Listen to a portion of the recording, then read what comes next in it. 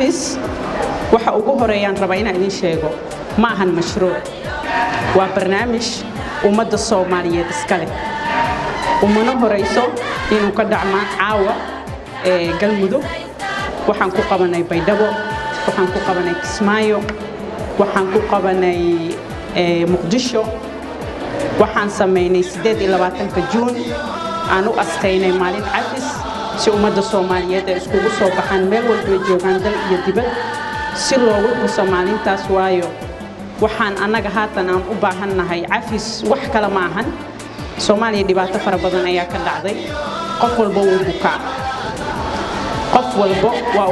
ma joogno maanta maalintii anaga gogolaha inta aan fidsano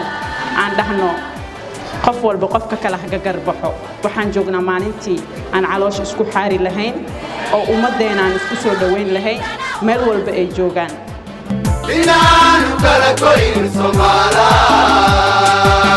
afiya sadrigiina isufura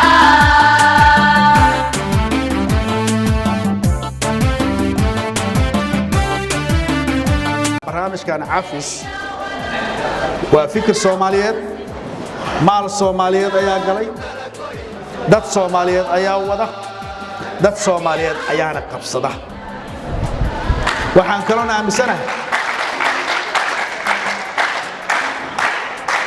kaloona aaminsanahay Soomaaliya kuma heshiin karto